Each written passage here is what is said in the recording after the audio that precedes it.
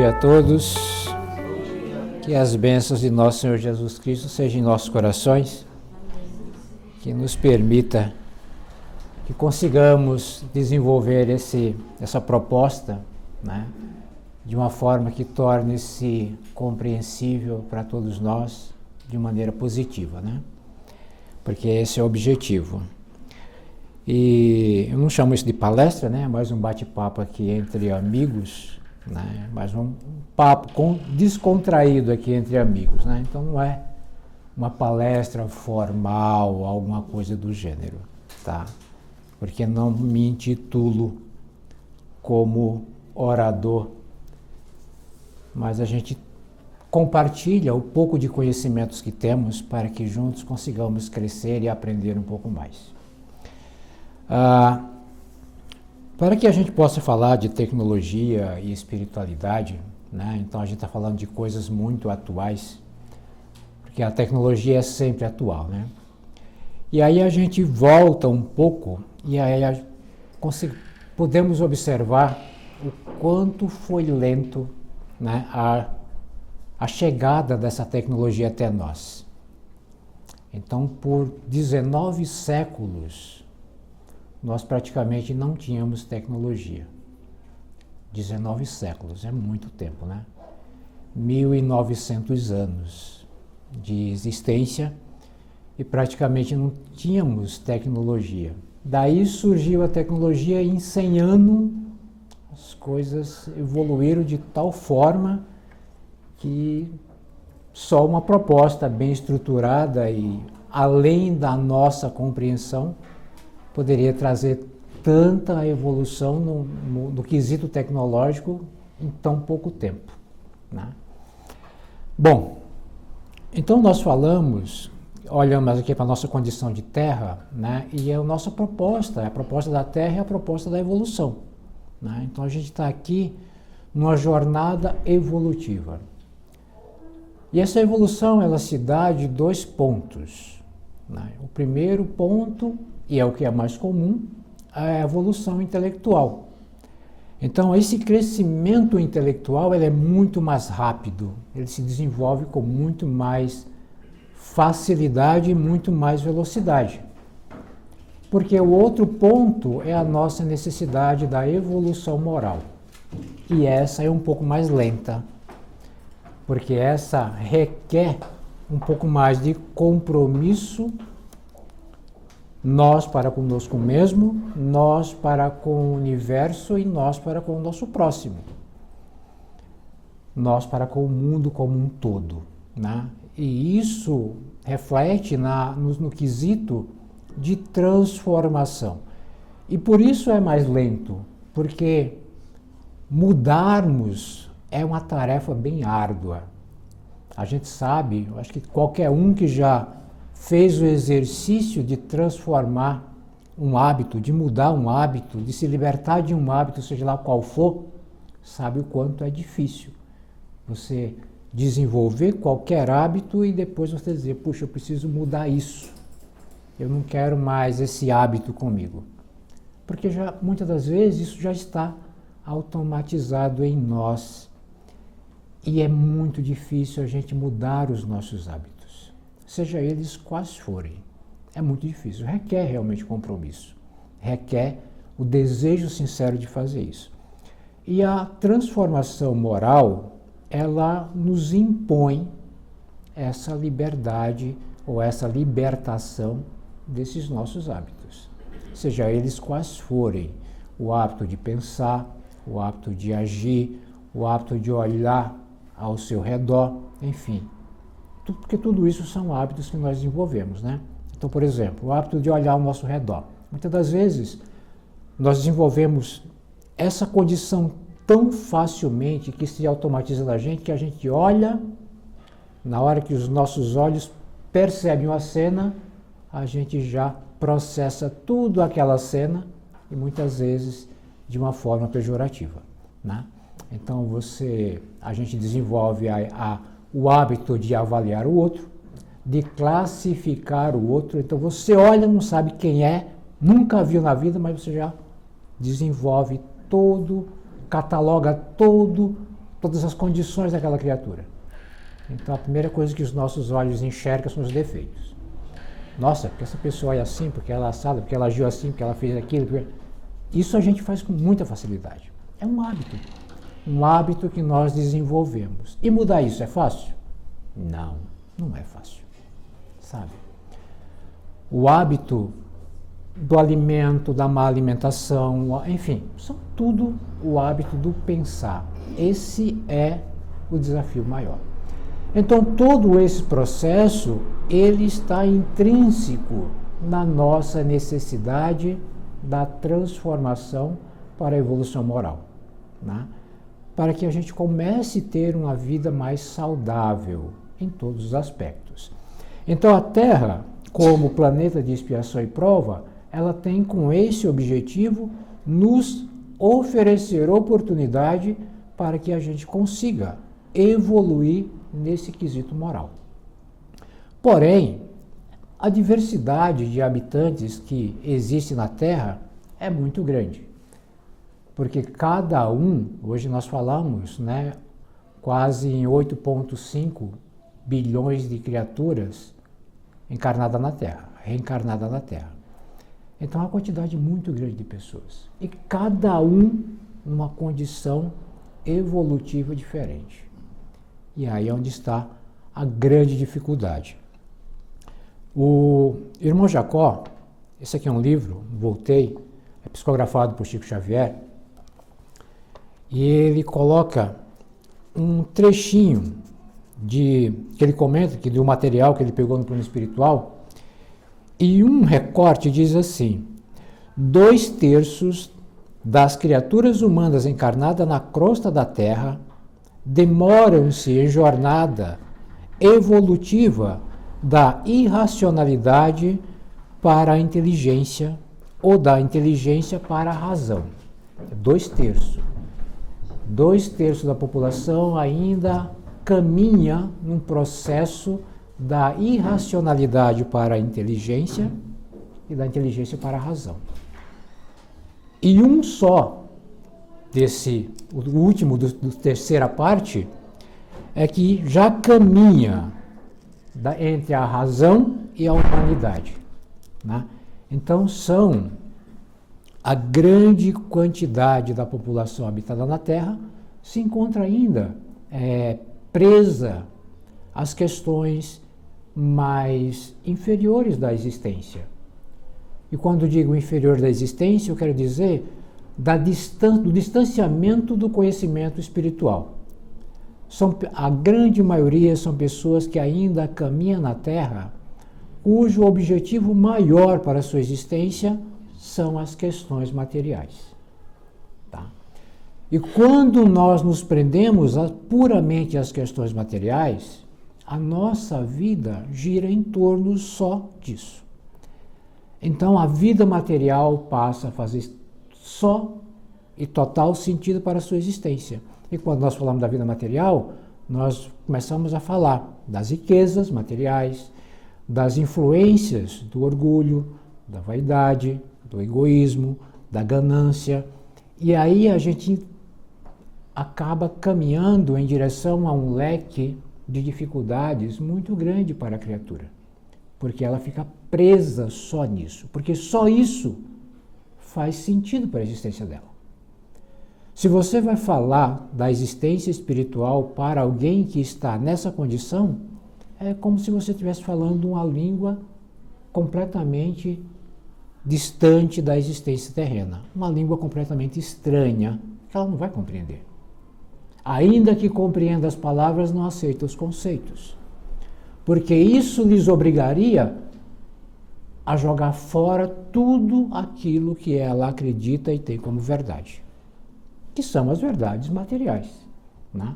Então, são pessoas que dão muito valor às questões não só dos sentimentos, das suas emoções, mas principalmente das sensações, que valoriza demais as sensações, né?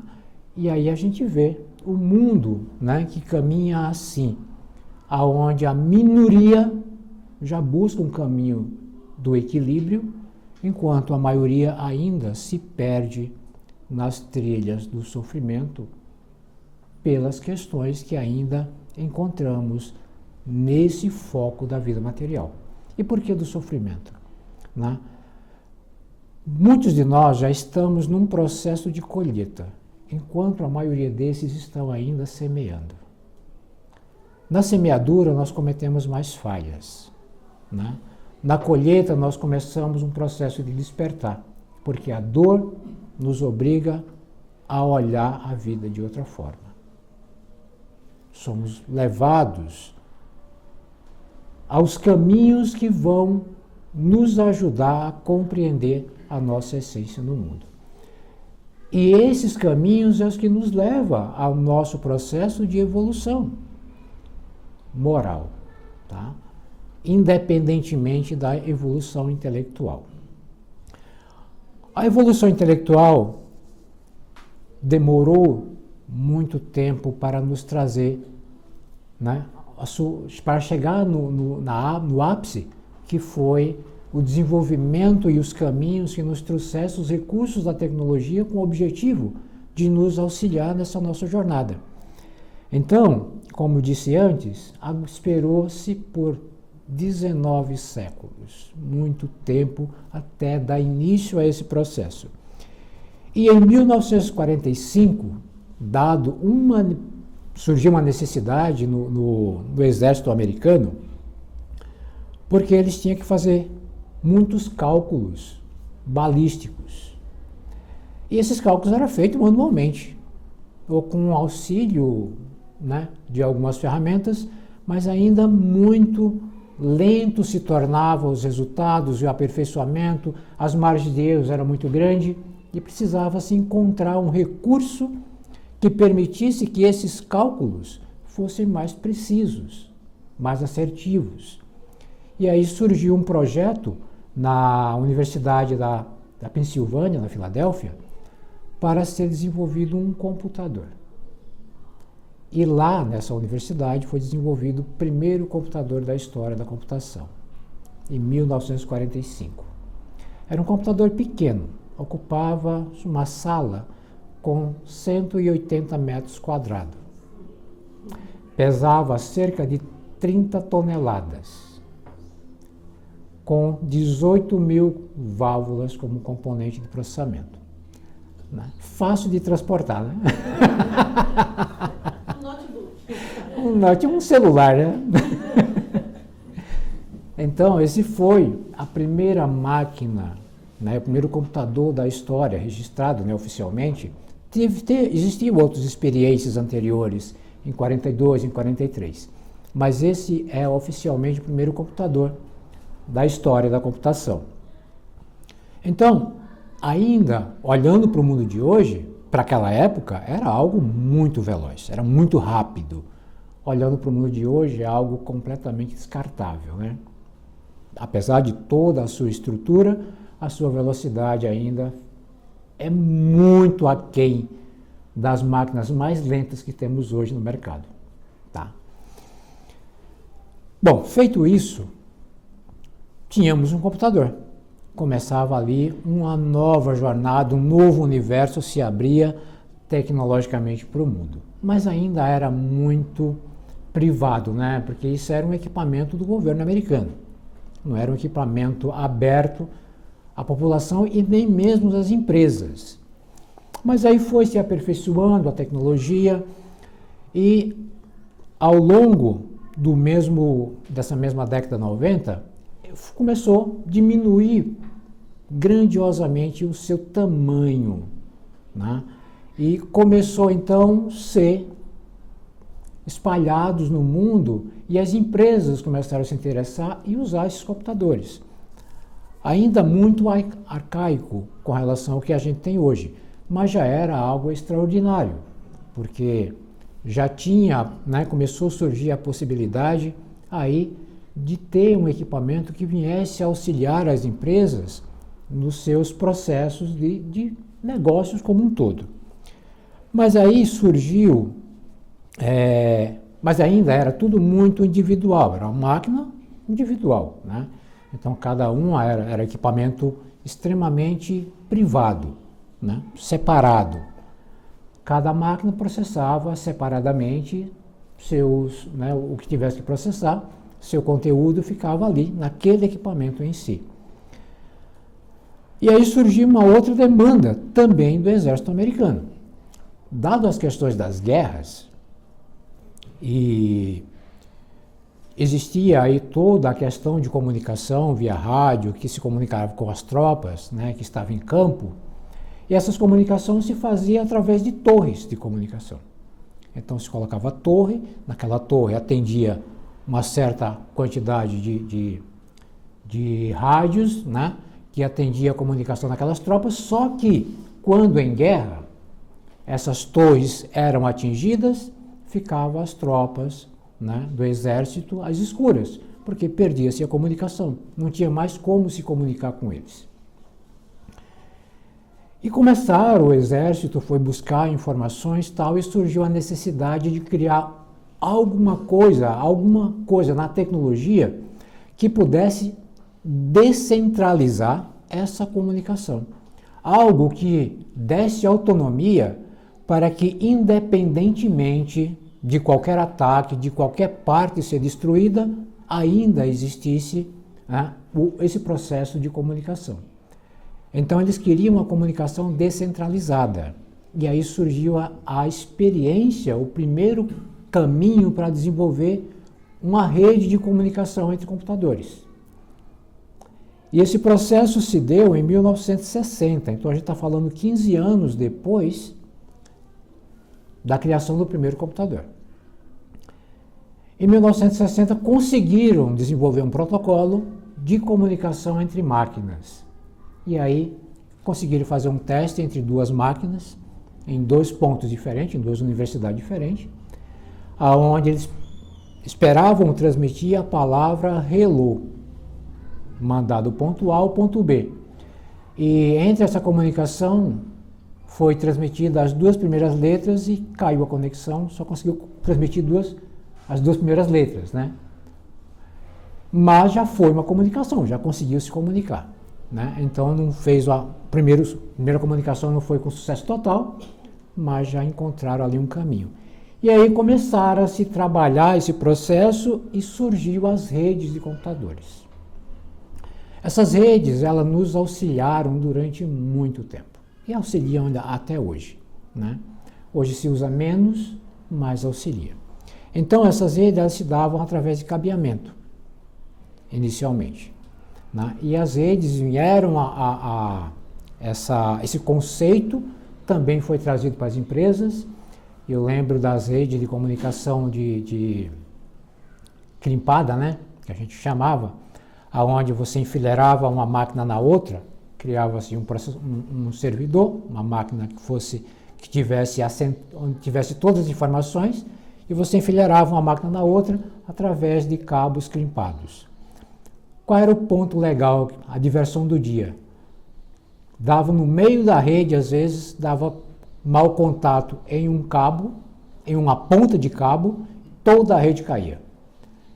E aí você tinha que sair testando ponto a ponto. Eu lembro que eu trabalhei com uma rede dessa que tinha 100 máquinas. Caía um ponto, eu tinha que sair testando ponto a ponto, até encontrar o cabinho que estava com problema, para poder fazer a rede se conectar de novo. Então era sempre um sofrimento, mas já era um sofrimento bom, porque a gente está vendo algo interessante que está evoluindo. Então surgiu depois o aperfeiçoamento disso, né, que foi o conceito de rede de par trançado, que aí já descentralizava, ou seja, já tirava essa dependência, ficava mais descentralizado. Você colocava 100 máquinas penduradas na rede, independentemente da que caísse, as outras 99 estavam funcionando sem problemas. E aí foi ganhando aperfeiçoamento desses protocolos, até que surgiu a ideia da internet. E aí veio a internet que mudou tudo, né? O conceito da internet aí já mudou tudo, mas tudo começou, né, um processo de evolução contínua. E aí a gente está falando aí numa evolução muito rápida em menos de 50 anos. Em menos de 50 anos da criação do primeiro computador às primeiras experiências da internet. Então, assim, foi algo muito rápido, foi um boom muito rápido, né? Por volta aí no finalzinho já dos anos 90, né? E aí a gente já está vindo aqui já para o final próximo aqui dos anos 2000, e a gente já começou a ter essa popularização da internet. Isso começou muito lentamente também, né? Com as suas experiências iniciais. Eu lembro que meus primeiros usos de internet era de uma BBS chamada Mandic, que tinha aqui em São Paulo, que foi que começou, né, compartilhar, oferecer nessas primeiras conexões, a internet de escada, e era uma maravilha. 14K, como que era? Era 14... Eu sei que era assim, alguma coisa bem lenta, mas era a conexão de escada, né? Primeiro que os telefones era uma luta para você conseguir um, né? Mas nessa época já tinha sido privatizado tal, a nossa querida Eletropaulo? Telebrás. E aí a gente já começou a ter acesso mais fácil ao telefone. E a internet ficou muito mais tranquila para a gente usar. Porém, algumas famílias se assustavam no final do mês com a conta do telefone, né? Porque os adolescentes começavam a usar bastante e o telefone ia lá para as alturas a conta no final do mês.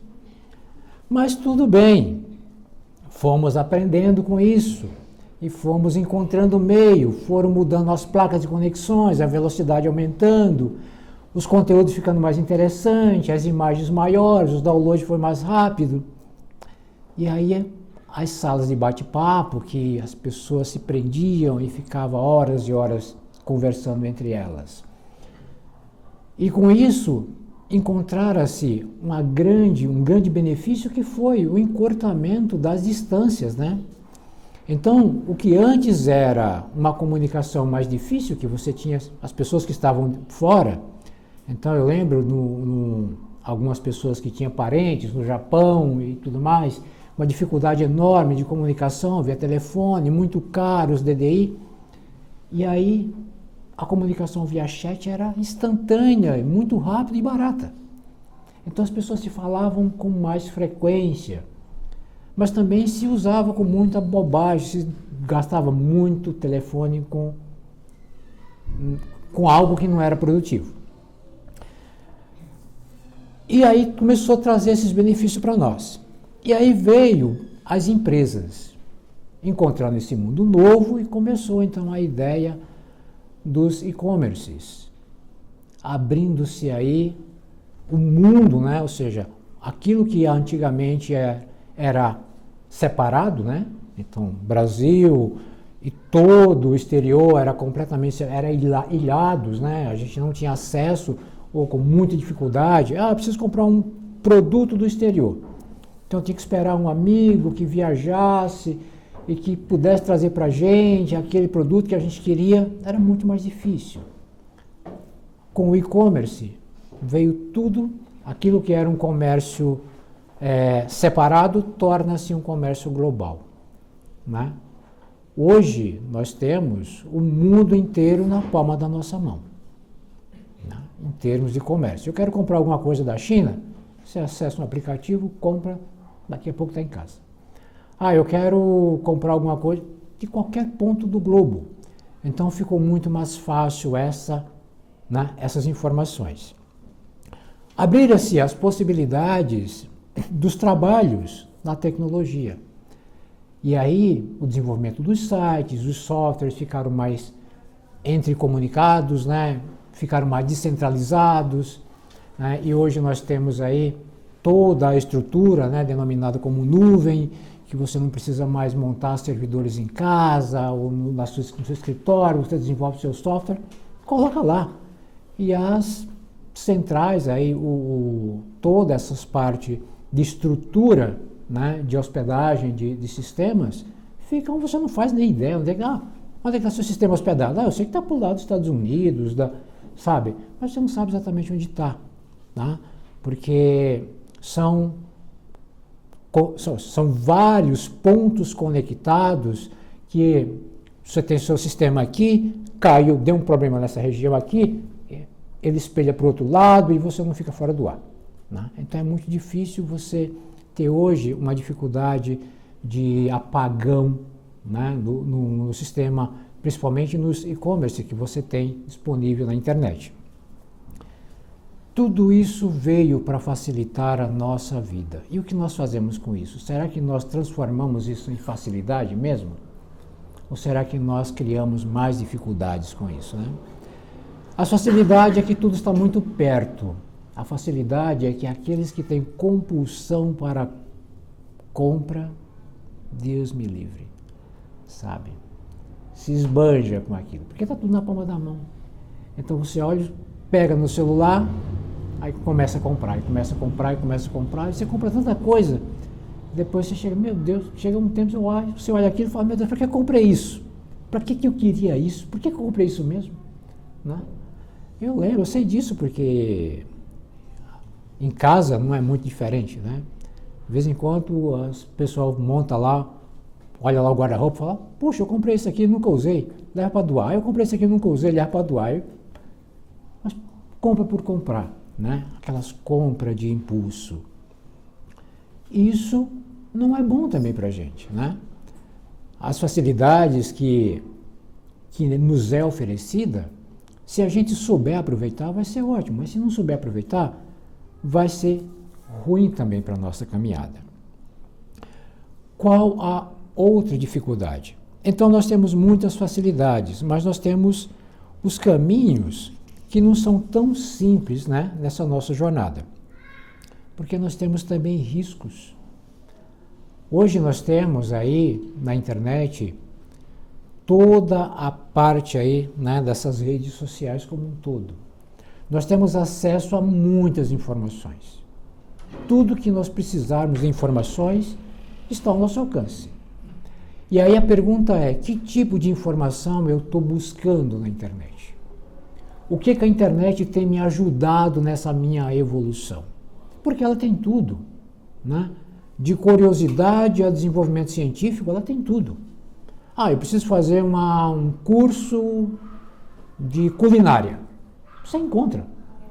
Eu preciso fazer um curso de artes gráficas. Você encontra. Eu preciso fazer uma faculdade de tecnologia. Você encontra. Sabe? Então você tem tudo. Eu quero saber sobre o assunto XPTO. Você vai pesquisa, você encontra. Tá? Tudo você tem ali. Agora, a dificuldade é que nós também temos aí essas questões das redes sociais.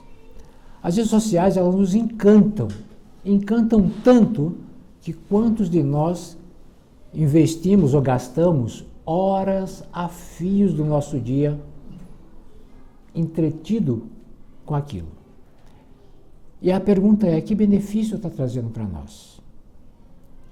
Né? O que a gente está vendo? O que está nos encantando quando nós buscamos investir todo esse nosso tempo com as redes sociais? Porque lá você encontra postagens de todos os tipos. A pergunta primeira é, o que é verdade e o que é mentira? Porque a internet, ela é uma ferramenta. Na condição de ferramenta, ela é neutra. Ela não é boa, ela não é ruim. Ela não faz o bem e nem faz o mal. É um instrumento neutro. Da mesma forma que eu brinco com relação à faca, né?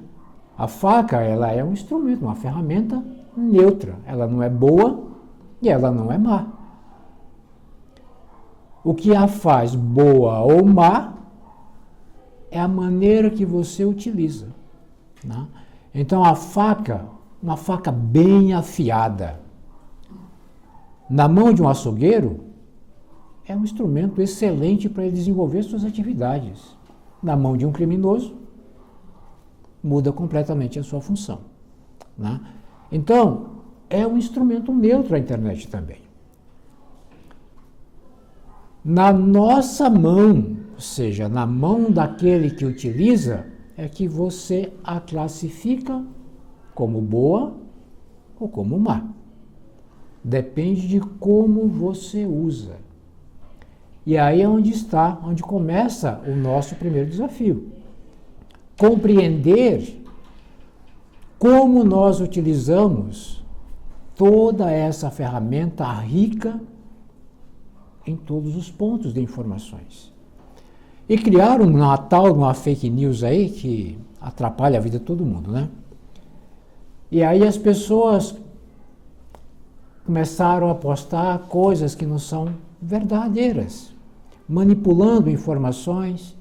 E quantos de nós as compramos por verdade? Compramos por verdade e não só compramos, mas compartilhamos como verdade. E aí ajudamos a espalhar mentiras. Tá? Um outro grande desafio. Nós olhamos uma postagem que alguém fez, a gente muitas vezes não sabe nem quem foi, nem porquê, nem qual era o contexto daquilo. E você olha e já fica indignado. Aí você já responde, né? E já interage, muitas das vezes agressivamente, né? Outras vezes criando polêmicas, né? Sobre uma postagem que você não faz ideia, você nem entendeu direito qual o contexto. E nós nos ofendemos e nós passamos uma ideia distorcida e agressiva com relação à nossa reação. E isso é constantemente. Então, muitas das vezes você vê nessas redes sociais postagens que as pessoas fazem e uma lista gigante de interações e muitas delas bem mal educadas, muitas delas bem agressivas, né? E cria-se um ambiente muito ruim, né? Em tudo isso. Outras vezes nós damos ali a nossa opinião sobre questões de discórdia com outras pessoas, tá? E isso é muito ruim para a gente mesmo. Mas por que é ruim? Mas José, isso é só interação, isso é só via internet, ninguém me conhece, ninguém sabe onde eu estou, não sabe?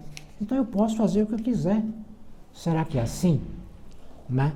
Será que a gente realmente pode fazer? Quer dizer, poder a gente pode, mas será que a gente deve, né, fazer tudo o que a gente quer, da maneira que a gente pensa, só porque a gente está escondido por trás de uma tela? Bom,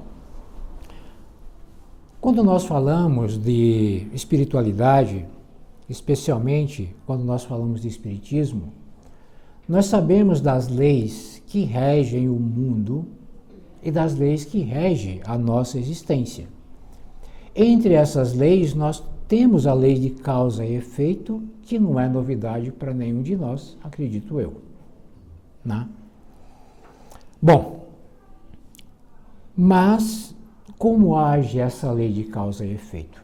Como funciona isso? Nós sabemos que os nossos pensamentos não são isentos, tá? Quando nós falamos de causa e efeito. Nossos pensamentos não são isentos de uma reação. Como assim? Bom, sabemos também que nenhuma das nossas ações ocorre antes de passar pelo nosso mundo mental. Todas as nossas ações é de conhecimento do nosso mundo mental, do nosso pensamento. Né? Mesmo aquelas ações que já estão automatizadas. O que é as ações automatizadas? São as ações, são aqueles hábitos que nós desenvolvemos. Então, e aí nós temos reações automatizadas, né? E na maioria das vezes é mais reações do que ação, mas são automatizadas. Então, alguém olha para você e você reage sem avaliar o motivo daquele olhar. Você reage, tá? Reage conforme esse hábito que você já desenvolveu, né? Então, muitas vezes reage agressivamente, outras vezes reage defensivamente, mas você reage, né?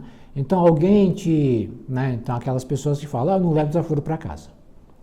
Alguém olha para você e te diz alguma coisa e você já reage, né, abruptamente e agressivamente na ideia de estar se defendendo. É a verdade dela, mas tudo isso tem consequência.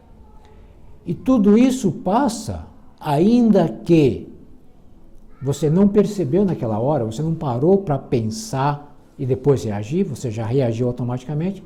Mas por quê? Porque o cérebro já entendeu que a sua reação àquela ação de alguém tem que ser dessa forma. Você já automatizou, você já desenvolveu isso como hábito. E aí o cérebro não precisa mais consultar. Ele não precisa mais parar e consultar a sua razão para obter autorização para reagir. Já está automatizado, já está autorizado. Então, veio aquela e você reage, né? Isso são hábitos. E como funciona isso? Como funcionam os nossos pensamentos? Nosso pensamento funciona conforme os nossos... É uma sequência, tá? Então você sente, sentiu, é o sentimento. Vem as emoções. Sentiu as emoções? Em seguida surge uma onda de pensamentos com base nesse sentimento e nessa emoção. Por isso que Jesus sempre falou do coração puro, né? Jesus sempre falou para que a gente pudesse trabalhar com o nosso coração em harmonia, puro, de forma que os nossos pensamentos também fossem puros. Porque os nossos pensamentos emanam dos nossos sentimentos. Né? Não é que o nosso coração pensa como o nosso cérebro, mas são esses sentimentos que surgem, que formam e estruturam o nosso pensamento. E logo, quando nós observamos na internet que a gente vê uma mensagem, que a gente lê uma mensagem, que a gente vê um vídeo, o que isso traz para nós? O que isso gera em nós?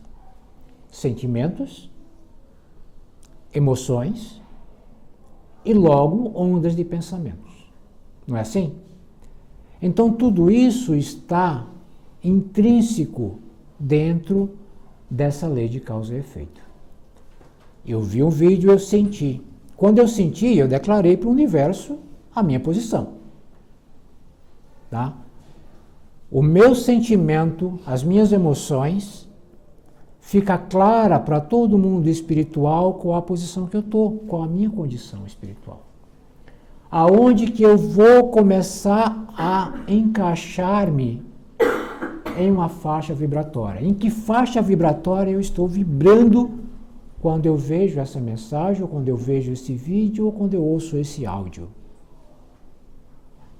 Essa faixa vibratória, essa faixa que eu criei agora, tá?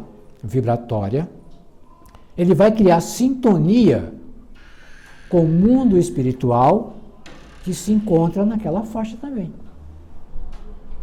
Se as minhas vibrações são de indignidade, são de raiva, eu vou me sintonizar com espíritos equivalentes, que vão dar força para essa minha condição. Veja bem, eu só vi um vídeo, que aparentemente era inofensivo, não sei nem quem postou, sabe? Não sei nem quem postou, nem de onde veio. Mas aí eu senti, eu reagi e eu sintonizei. Esse processo, quando nós não vigiamos, nós podemos criar muita dificuldade para a nossa própria existência. Você pode criar situações muito positivas, mas você pode também criar situações de grandes dificuldades e até desenvolver processos obsessivos através disso. Porque você começa a ver, né? E aí quando você fala começa a ver, significa o quê? Nós damos preferências para determinados conteúdos. Todos esses aplicativos, né, todas essas plataformas, Elas foram estruturadas algoriticamente para observar os nossos comportamentos. Se eu me demoro alguns segundos olhando um vídeo, significa que eu me interessei por aquilo. É um conteúdo que me interessa. Tá? Logo, esses algoritmos fazem um filtro e começa a trazer aquele conteúdo para você. E você vai, e você vai se envolvendo emocionalmente. E a tua mente começa, sabe, participar de tudo aquilo que não faz parte da tua vida. Mas você começa a participar, porque aquilo te encanta, sabe? E se é algo ruim, negativo, porque nós temos vídeos de orações muito belas, de estudos espirituais muito profundos, mas temos vídeos de extrema violência, de incentivos a caminhos que não vale nem a pena gastar o tempo para descrever. Nós temos de tudo. Mas por que nós temos de tudo? De novo, 2/3 da população ainda caminha na Terra em condições muito inferiores com relação às questões espirituais. Então são pessoas que estão muito próximo ainda das experiências instintivas.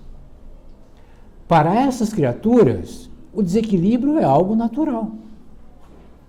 Da mesma forma que o ser humano, no seu início de evolução, a violência era uma ferramenta de poder. Quem era mais violento, ou quem tinha mais força, que pudesse oferecer mais temor, era o mais respeitado. Era esse que tinha o poder. Era esse que se tornava líder. Né? As pessoas que ainda estão nessa condição instintivas, elas ainda agem e reagem instintivamente com os mesmos propósitos. Então são pessoas que não medem as consequências dos seus atos, desde que elas se beneficiem com o resultado deles. Pessoas extremamente inteligentes, porque a inteligência, ou seja, o desenvolvimento intelectual, é completamente diferente do desenvolvimento moral. São criaturas que têm muita inteligência do ponto de vista intelectual, mas que ainda estão moralmente muito distantes. Né? Para essas pessoas que também estão, na sua grande maioria, utilizando essa tecnologia, nós vamos encontrar. Por isso encontramos, na verdade, uma quantidade muito maior de conteúdo distorcido, mentirosos, né, equivocados, ou com incentivo para os caminhos equivocados. Tá? O que exige de nós maior compromisso com aquilo que desejamos ver. Logo, podemos utilizar tudo isso como ferramenta que possa nos oferecer a oportunidade do autoconhecimento. Através dessas ferramentas, você consegue entender qual que é ainda a tua faixa vibratória. Em que faixa vibratória eu me encontro? Porque você vai entender isso de acordo com o conteúdo que te encanta, que te chama a atenção. Nenhum de nós paramos para assistir um vídeo que não nos interessa. Se nós olharmos um conteúdo que não nos interessa, nós não vamos gastar nosso tempo, seja ele assistindo o vídeo, seja ele lendo essa mensagem. Você não vai perder seu tempo. Não te interessa. Você vai investir seu tempo naquilo que você acha que é interessante para você, ainda que inconscientemente. Né? Então precisamos aprender a ser mais coerentes com os conteúdos que nós vemos, assistimos, né? Ouvimos e lemos na internet, porque tem de tudo. Tem coisas maravilhosas e muito boas, se nós procurarmos. É um ambiente que vai nos ajudar no nosso desenvolvimento moral, se nós quisermos. Você tem ali estudos profundos de todas as religiões, de todas as filosofias que existem na Terra. É só procurar. Você tem orientações diversas, pessoas dispostas a te ajudar se você quiser ajuda. É só procurar. Você tem aí, no YouTube, por exemplo, uma infinidade de material espiritualmente positivo, mas também tem uma infinidade de coisas inúteis. E essas coisas inúteis, elas são utilizadas como distração. Dado essa distração, te afasta daquilo que realmente deveria te interessar para te ajudar. Então nós nos distraímos com coisas inúteis, perdemos o nosso tempo e não aprendemos nada. Quando poderíamos ter investido em algo que fosse útil para a gente. Veja bem, está tudo junto. É só uma questão de separar uma coisa da outra. É só uma questão de definir o que você quer ver e o que você quer ouvir. Como nós podemos ser úteis também na internet? Podemos. Nós podemos compartilhar mensagens positivas. Nós podemos nos colocar à disposição para responder amorosamente a quem precisa. Dar uma orientação, sabe? Mandar uma mensagem amigável, amorosa. Ajudar alguém que está com dificuldade com uma mensagem positiva, sabe? Uma mensagem que possa ajudá-la a refletir. Tudo isso é muito útil. Cursos, vamos estudar, vamos parar 15 minutos, meia hora do nosso dia, vamos assistir um vídeo que nos leve a modificar essa nossa caminhada para o bem. Né? Então nós temos muita coisa boa na internet para nós usar. E tudo isso é trazida para nos auxiliar nessa nossa evolução moral.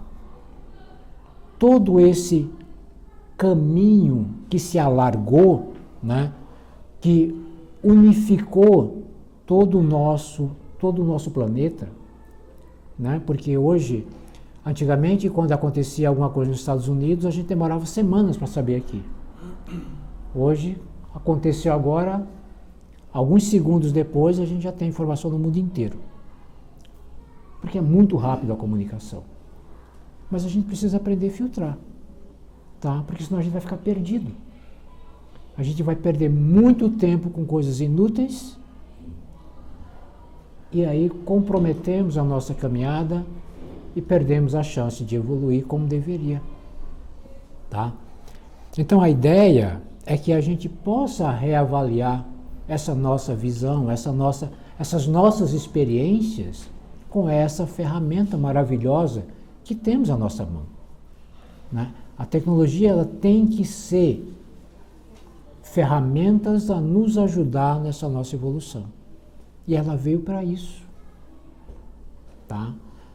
Ah, mas a maioria, veja bem, olha, 2/3 é a grande maioria. Pensa completamente oposto às coisas éticas e às coisas espirituais. Será que a maioria realmente tem razão? Né? Então a gente precisa entender que somos espíritos individuais. Que na nossa individualidade nós temos necessidades individuais. Né? Não devemos seguir a maioria só porque a maioria está indo por aquele caminho. A gente precisa parar e analisar se aquele caminho é bom para nós. Se ele for bom para nós, nós vamos. Se não for, deixe quem quiser isso. Eu não posso trazer eles de volta, deixa eles seguir. Eles vão encontrar, mais cedo ou mais tarde, um motivo para mudar a sua jornada. Né? Mas nós não podemos ser, como diz popularmente, né, na linguagem popular, Maria vai com as outras. Né? Porque somos espíritos individuais, temos necessidades individuais. As nossas escolhas, somos nós quem vamos responder por elas. Não é a maioria que vai responder pelas escolhas que eu fizer. Sou eu que vou responder. Ah, mas eu vou justificar porque a maioria estava indo e eu fui junto? Não adianta. A responsabilidade é minha, foi eu que escolhi. A maioria não me obrigou a seguir elas. Então nós precisamos ser mais coerentes com as escolhas que fazemos. Isso não significa que nós deixemos de usar a tecnologia. Não. Nós só precisamos aprender a usar de forma que ela seja útil para a nossa caminhada e evolução. Bom, falei tudo, quase nada do que eu tinha preparado, mas tudo bem. E aí eu quero ouvir vocês. O que vocês pensam sobre tudo isso que eu falei? Dúvidas? Enfim, complemento? Por favor, fiquem à vontade. Tá? Não sou eu o dono da verdade, pode falar. Acho que ainda tem um problema dos vídeos por inteligência artificial, que a gente não sabe não o que é verdade, e acaba influenciando muitas pessoas. Isso é um mundo novo, recente, que lamentavelmente não deu para entrar nele. Tá? Mas sim, de novo, né? A gente não deve tomar por verdade só porque alguém disse que é assim, né? E aí a gente entra num outro caminho que é bem complicado. Então, por exemplo, quando a gente tem as questões mediúnicas, tá? Existe um processo que chama-se obsessão por fascinação. Esse processo de obsessão por fascinação, ele quase se dá por um engano daquele que se fascina, ou seja, aparece um espírito completamente inferior, completamente irresponsável, sem nenhuma preocupação com a verdade, e ele chega, encontra o espaço naquele médium, e aí aproxima-se dele e diz assim: olha, eu sou o teu mentor e sou São Francisco de Assis. E o médium fica maravilhado. Puxa vida, eu tenho como mentor São Francisco de Assis. E aí ele chega e fala para o médium: alguém faz alguma bobagem e ofende esse médium. E o espírito diz para ele: olha, você tem que se vingar. Você não pode deixar assim. E aí, desde depois, eu sou São Francisco de Assis. Né? Será que São Francisco de Assis vai chegar para você e vai dizer que você tem que se vingar do outro? Será que ele vai pregar a discórdia? Né? Mas quem está fascinado não para analisar. Ele está fascinado, ele acredita em tudo que ele ouve dessa criatura. Então perde todo aquilo que lhe é dado por Deus como livre-arbítrio. E assim não devemos nós sermos diferentes. A doutrina fala: não aceite nada que você não compreenda. E não importa quem falou. Se você não compreendeu, não aceite. Recebeu uma instrução? Vai atrás da verdade. Se aquilo faz sentido para você, você aceita. Se não faz sentido, descarta. Não há mal nenhum em agir assim. Essa é a fé raciocinada. Acredite porque você compreendeu. Os nossos olhares para tudo isso que vem na internet, e principalmente com o advento aí dessa nova tecnologia, que é a inteligência artificial, precisamos observar com clareza o quanto de verdade há.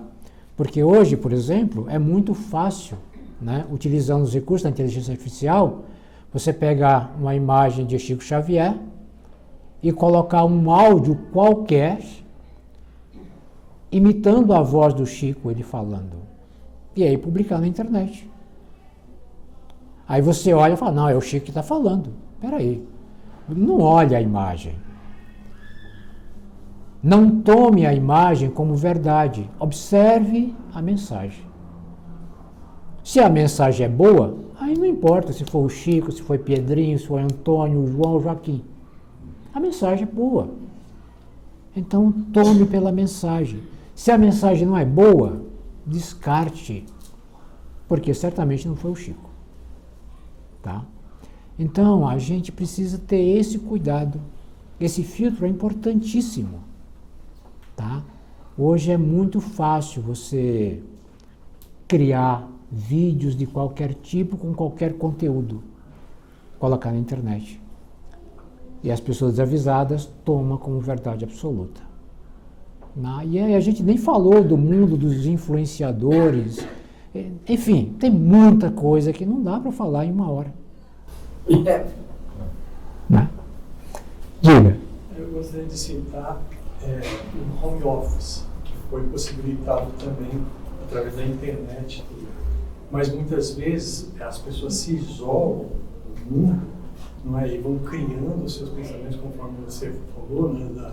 De sintonias e tudo, e vão se afastando, né? Porque nós temos que interagir com as pessoas, até porque, assim como a gente busca informação na internet, as pessoas também são uma forma de interação que nos traz para o eixo, vamos dizer assim. Uhum. E aí a pessoa que se isola muito, ela vai fazendo essas interações e essas sintonias que tiram muitas vezes a pessoa da realidade. Né? Tira porque todo o processo de isolamento é complexo. Tá? Antes do home office, nós tínhamos isso no mundo dos games com os adolescentes. Tá? Então veio o home office e equalizou, não só os adolescentes, mas também os adultos, né? Então afastaram a convivência, né, das pessoas umas com as outras. E muitos realmente acabam criando um mundo particular totalmente virtual, o que não é bom, tá? Porque o ser humano precisa evoluir com a convivência com o ser humano. Né? Somos a nossa convivência que nos ajuda a evoluir. Né? A experiência de um que ajuda o outro. Né? A dificuldade de um que ajuda o outro a crescer. E aí é um outro mundo que, se eu adentrar nele aqui, a gente teria que ter mais uma hora para falar. Mas, por exemplo, as pessoas, muitas vezes a gente interpreta muito erradamente isso. Porque a gente acha que as pessoas que nos traz a prova pela dor, e o que seria isso? As pessoas que nos agridem, entre aspas, elas são más. São pessoas que a gente acha que deve se afastar delas. Pelo contrário, essas pessoas são os instrumentos ideais para a nossa evolução. Aqueles que nos amam muito não nos ajudam a evoluir. Pelo contrário, muitas vezes eles criam em nós uma ideia de perfeição que nós não temos. Porque ela nos ama tanto que tudo que você faz é perfeito. Nossa, você é a pessoa mais perfeita que eu conheço na face da Terra. E você acredita. Né? Aí quando vem aquele que vai te ajudar e pisa no teu calo, você se revolta com ele, porque você é perfeito. Como é que você pode ter esse defeito que o outro está apontando? Né? Quando, na verdade, esse outro que pisa no teu calo, que aponta o teu defeito, é aquele que vai te ajudar a evoluir. Se você ouvi-lo com atenção e depois você vier se questionar, talvez você consiga identificar o defeito que ele apontou. Identificando esse defeito, você tem instrumento para trabalhar. E aí você pode melhorar esse defeito e trabalhar pelo teu aperfeiçoamento moral. Né? E a gente pensa o contrário. Essas pessoas que me, entre aspas, atormentam, essas pessoas devo me livrar delas. E aí a gente não evolui. Né? Porque essa nossa convivência é exatamente para isso. Raramente nós conseguimos identificar uma família que seja completamente homogênea. Por quê? Porque senão a gente não cresce. A gente precisa daqueles que nos incentivem no nosso processo evolutivo. E só vai nos incentivar aqueles que nos mostram os pontos que temos que melhorar. Parece contraditório, mas é o caminho melhor que temos e o mais apto para crescer. Querido Mestre Jesus, Senhor de amor e bondade, Deus Pai, de infinita bondade, nós vos agradecemos, Senhor. Em primeiro, agradecemos-vos pelas nossas vidas. Vos agradecemos por todas as oportunidades que o teu infinito amor e a tua misericórdia nos oferece como caminho para a nossa evolução. Por toda a experiência que temos a chance de vivenciar, sabendo, Senhor, que cabe a cada um de nós aproveitar ou desperdiçar as bênçãos que o teu amor nos oferece.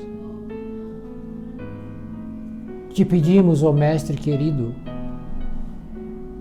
para que nos permita as condições ideais de entendimento, de compreensão, de serenidade e de amor em nossos corações, de forma que assim, Senhor, consigamos aproveitar positivamente todas as chances de evoluir, de nos tornarmos espíritos melhores, a caminho do nosso progresso, em busca da nossa iluminação.